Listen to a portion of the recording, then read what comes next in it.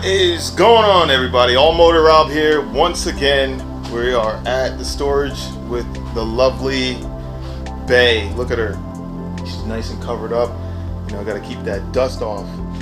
But today is gonna be a different video. And what we're gonna talk about is just some things that maybe some of us beginners out there that are just now coming into to car building, or we want to start some sort of performance upgrades, and we're not really sure where to start. So what I'm going to do for this video is just give you guys some advice on where I think you guys should start and what parts you should buy and how that might help you. Quick disclaimer, I'm not responsible for anything that happens to your car. If you screw something up, that's on you, buddy. So that's just, I just want to put that out there, okay?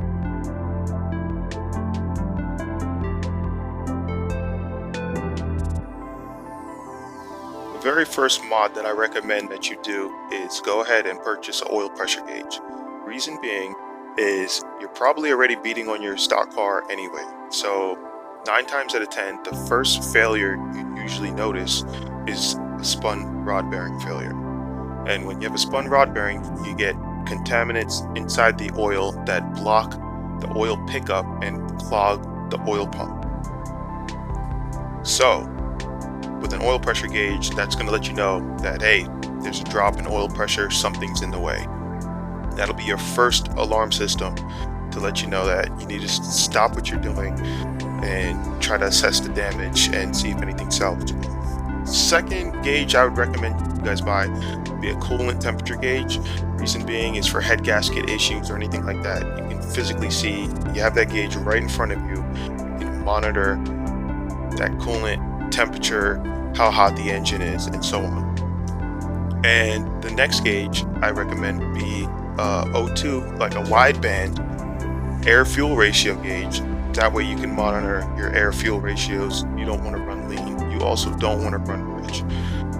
You guys can go ahead and Google these things if you're not sure what they are. I'll try to put some pictures in the video here. That way you guys can have an idea what they look like. Second mod I think would be helpful for you is if you went ahead and tackled some suspension for your car. Suspension is very important, and the reason why that's number 2 on the list is because before you have all the power, you need to have a good suspension setup. That way you can put the power to the ground properly. So number 1 on the suspension list would be coilovers, but just something as simple as an eBay coilover sleeve would definitely help you out. Reason being is because you can bulldog stance the car, and what I mean by that is lower it in the front, raise it up in the back. Your weight distribution is going to be more over the front end, which is where the power plant is. More weight over the front end, more traction. Okay, so raise the suspension up in the rear, lower the front down. That's going to give you a lot more traction and better launching capabilities. Also on that list, tire pressure, that's free. All you guys got to do is drop the tire pressure down a little bit. You know, an average tire is usually around 35 psi, and if you lower that down to, let's say, 18 psi or 15 psi, guess what? Now your tire tread is a lot flatter, it's a lot wider on the ground, therefore has more contact to the ground. More contact equals more traction. So there's another thing right there, and that's free. Moving on to number 3, we're going to talk about breather system. And what I mean by that is when you think about an engine, what is it really? It's just a giant breather.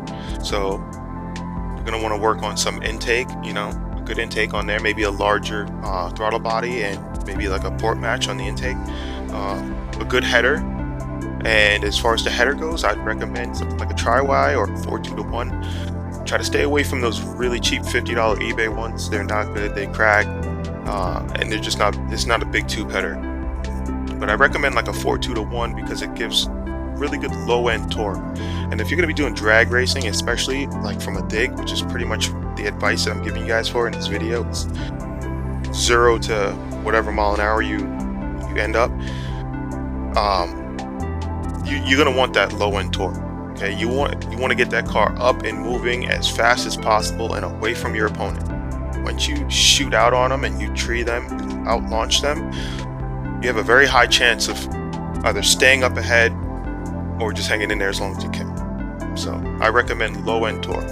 If you want to do like a roll race car, you want to find something like maybe a 4-to-1 header, which will probably provide you with a lot more like top end torque. As far as the exhaust system itself, I'd recommend like a 2.5-inch straight pipe all the way back. Okay, forget the mufflers, forget the resonators. All those things do is create restrictions, in my opinion, especially on the stock muffler systems of the cars. If you have a stock muffler on there, hopefully it's at least 2 inches. You could probably gut the catalytic converter and open up that exhaust a little bit more, allow more airflow, because if you're sucking more air in from the intake, you need to get that air back out as well. Do not, okay, never run open header. Open header is so bad for the car. It doesn't create any back pressure. You lose a lot of horsepower. You can damage valves. Your gas mileage is going to be crazy. You're just going to make a whole bunch of noise and not go anywhere, guys. It might sound cool at first, but don't waste your time.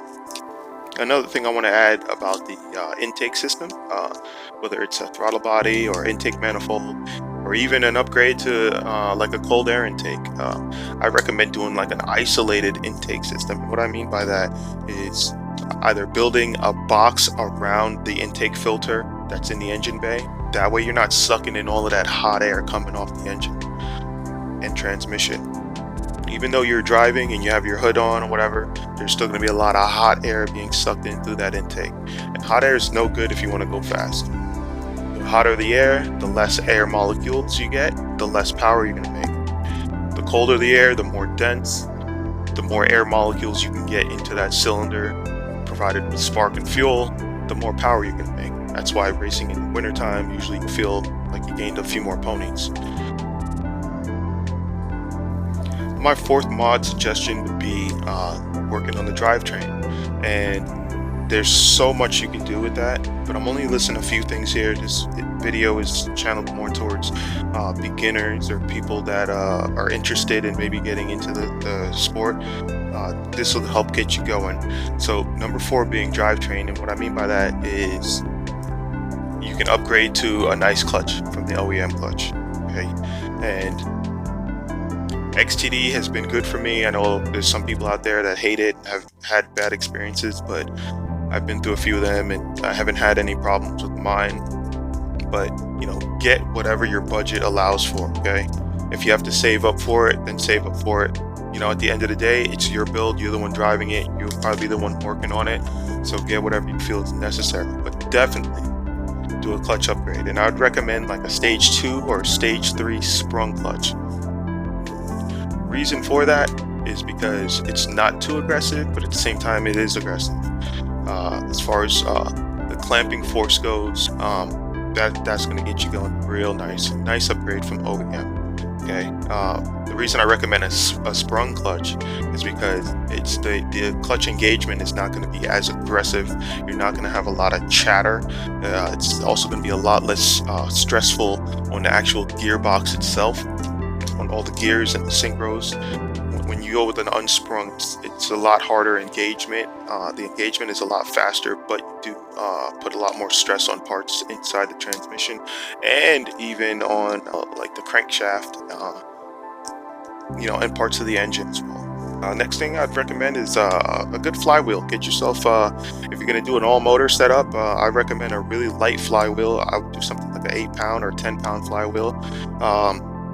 ACT makes really good flywheels as well. I used to have one. I had a 12-pound, the street light flywheel from them, but it is a little bit pricey, but you get what you pay for. But I recommend a good flywheel. That's going to get you your RPMs up there going. You're going to get to your power band a lot faster in that quarter mile versus having a stock like OEM 18 or 20-pound flywheel. It's going to take forever for that car to rev out. So get a good lightweight flywheel.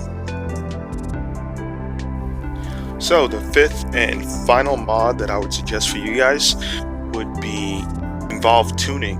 Okay, and I got a list here of 3 things. Base map tune is just pretty much where you go ahead and email the company, or if you know somebody that can get you a base map, you email them and they're going to send you over a base tune. It's pretty much the bare minimum for your setup. You're going to describe the mods that you have done to your car, and then they'll go ahead and flash you something that's appropriate for that. It's not a tune, but it's enough to get your car running good to where you're not going to have any problems. I don't recommend going out to the streets and just beating on it. Okay, it's not a tune, guys. It's just to kind of get you going to the tuner. Okay. Next thing on there would be street tunes. Street tunes are great. For one, they're a little bit cheaper. Secondly, you get to actually go out on the street in real time, beat on the car with the tuner in there while he makes adjustments. So you're accommodating for the weight of the car, the roads, even the passengers that might be in the car, even though you should never race with other passengers in the car. We're all guilty of that, but it accommodates for real life scenarios. So the street tune is really good, but the only downside to me is that you don't actually get to see the numbers on how much the engine made as far as power and torque goes, or as far as just the engine power band itself. You can't see that power band on the graph. With the dyno tune, which is the next thing, you do get to see that power band on the graph, so you know your engine's behavior. It's almost like monitoring a heartbeat. You get your numbers, you get your dyno graph, and then they're going to tune it. I personally like the dyno tune because then I know exactly how much the car makes. I know where the sweet spot is as far as like where it revs out to and where it stops making power, and even where it starts to make more power. So the dyno tune is definitely a must for me, and usually it's not that much more money than a street tune. Usually the tuning is the last thing that you do on your car after you have all your parts in and stuff. You tune it last because that's like the finalization of the whole process. I would definitely go and get a tune if I had all of those parts. Reason being, you're going to make more power with a tune. You're going to be able to squeeze more out of that orange with a tune. Okay. So I was trying to keep this list only 5 things, but I'm going to go ahead and add a 6th one. This is going to be like a bonus one. Fuel. You guys should be running some good fuel in your cars. Don't cheap out and get the cheap 87 octane because that's what your budget allows. Get good fuel for your car. If you're going to be beating on it, get good fuel for it. And I recommend like a 93 octane, or in some areas they only sell the 91. Put that in your car. Just don't go cheap on the 87 or the 89 octane, guys. So that's going to do it for my top 5 mods I think you guys should go ahead and tackle first. If you liked it, hit the thumbs up.